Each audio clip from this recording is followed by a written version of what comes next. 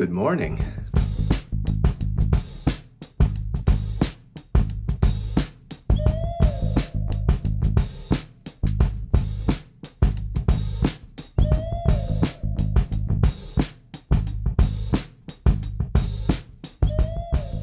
Today I'm quite pleased because we have The Slaves of Solitude by Patrick Hamilton. This is a wonderful novel. First published in 1947. Oh my goodness. It is the story of the very unfortunately named Enid Roach, who's most often known as Miss Roach. Such a tragedy. And this story takes place in 1943. Miss Roach has had to leave her London apartment, and she has moved way outside of London because her apartment was destroyed in the Blitz. And as soon as I read that, I was really happy because the bombing of London and World War II, to realize how geographically close England is to Germany, Germans could be flying planes over and dropping bombs on London, is infinitely mysterious to me. And I can never read enough books about it. Miss Roach has moved to the Rosamund Tea Rooms. It's a rooming house where most of the people living there are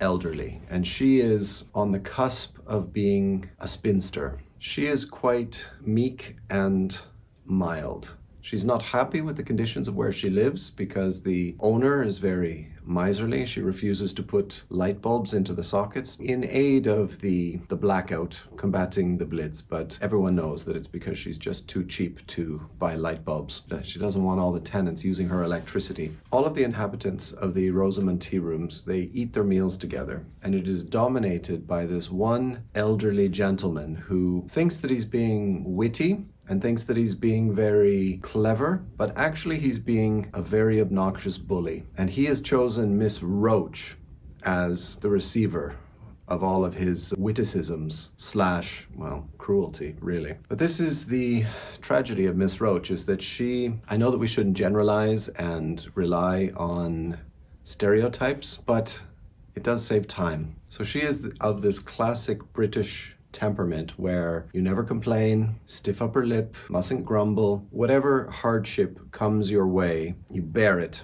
silently. So she, day after day, no matter how much it annoys her and disturbs her, she takes all of this verbal abuse from this old fool because she thinks, well, he's old, he doesn't know any better, and he's not really harming anyone, he's just making a fool of himself. So it's really quite sad that she endures it day after day. But a little ray of hope comes into her life in the shape of an American soldier who, I think he's in the catering department, and he has a lot of money and he has a lot of whiskey. He takes her out to the local pub and he drinks a lot. She drinks a little bit more than she should, even though she recognizes that first of all, he's quite immoderate, but secondly, he's not faithful. He's not someone she could rely on. They will go out for a couple of days, they will drink, and they will sit in the park and have a little kissing, but then she won't hear from him for a week, 2 weeks. He just disappears. And he comes back and he wants to see her, come and meet me at the pub, and it's on again, and then he disappears. She recognizes his fickle nature. She's worried that he drinks far too much, and the only time he shows any real sense of dependability is when he's talking about going back to America to open up a laundromat, which she finds very distasteful. She asks herself, do I want to be married to a man who is so proud of being the owner of a laundromat? And I thought I had a general sense of where the book was going. We have this bleak existence in the rooming house, far removed from London. She is still commuting back and forth to London every day, do her job at a publishing company. And when she goes back home, Henley-on-Thames. So if you wanted to check where he had in mind she is living in relation to London, there you go. By about page 100, I thought I had a clear picture of where the novel was going. Quite a sad tale of a lonely woman who is not treated very well on two sides. But her friend, Vicky Kugelman, comes to live with her, she comes to live at the Rosamund Tea Rooms. And we think that, now that the two friends are living together, hopefully they will be able to fight against this foolish old man. Right around the page 100 mark,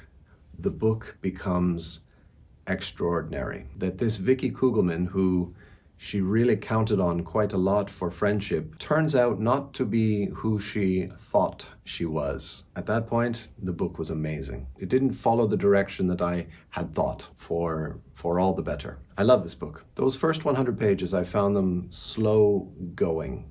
Like several times I thought to myself, this was the kind of book that an older writer likes to write, very slowly, and quite a lot of the same repeated sentiments and emotions are being given and re-given. I feel it's like little waves on the beach, and we keep getting, she finds this dissatisfying in her life, and this is a disappointment to her as well. And we keep getting these gentle, crashing waves of disappointment upon poor Mrs. Roach's life. I'm in a happy mood today.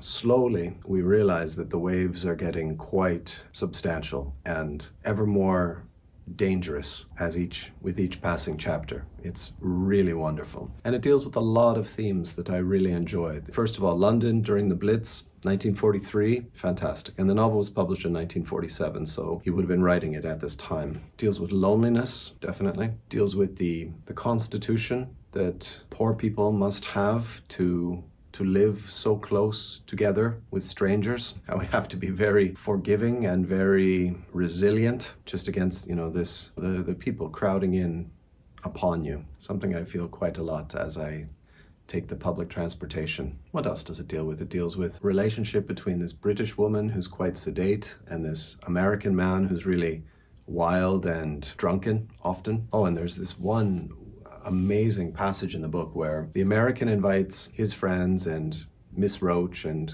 Kugelman, and they all go to the pub and they drink, and he knows about this restaurant which is outside the town, and they're going to jump into a car and they're going to drive there, and they're all drunk, and they pass a pub and they decide to stop. They want to have some more drinks before they get to the restaurant. And if it has ever happened to you, hopefully it has, because it's kind of a fun experience, that if you're with a loud, noisy, drunken group of people and you walk into a place and you kind of take it over because you're so loud and there's so many of you and you're so drunk, you're just unmanageable. There's nothing anyone can do to stop you, and you just have to try to treat them nicely and hope they don't smash up all the furniture.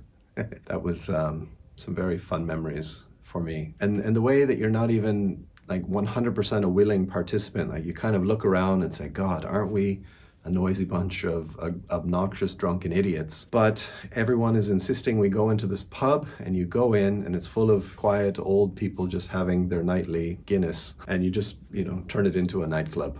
Oh, I have some memories of that. You have to read this novel. The first 100 pages are a bit slow, but when Vicky comes to live with her, things get really exciting very quickly. That's all I can say. It's very easy to read. It's just a little bit over 300 pages, and it deals with one of the most interesting aspects of the 20th century. I love reading about World War II. Patrick Hamilton, I thought this was the first Patrick Hamilton I'd read, but then I realized that he wrote something that I really loved quite a long time ago. So Patrick Hamilton wrote a trilogy, 20,000 Streets Under the Sky, and it is very, very good. And Patrick Hamilton, I believe he worked as a bartender, but he achieved fame, not initially from his novels. He achieved fame through writing some plays that were produced, but unfortunately led to some very extreme alcoholism, which killed him. Almost everything I read about Patrick Hamilton says that there is a revival going on with his work, which, that's always nice. That's what I'm hoping to do with my videos. So many books are just lost and forgotten. Not really lost, but I don't know how many people are passing around this novel from 1947 saying, you have to read this. That's what I think my job is with these videos. Thank you very much for watching. Please subscribe and like the video. That would really help me a lot. If maybe you could pass it around amidst your friends, that would be fine. The last couple of videos have been a little bit underwhelming. So if you could help me make this one a little bit bigger, I'd appreciate that.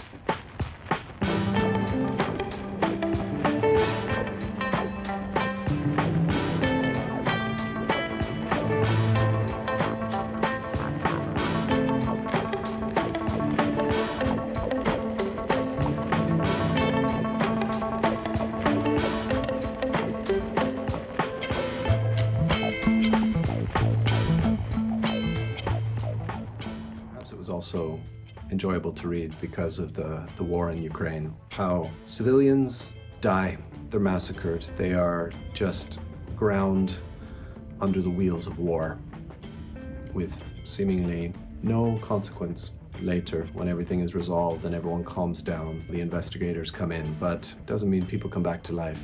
They were just expendable. Okay, so there's a very happy note to end on, and I've got to go to school now. All right, so take care.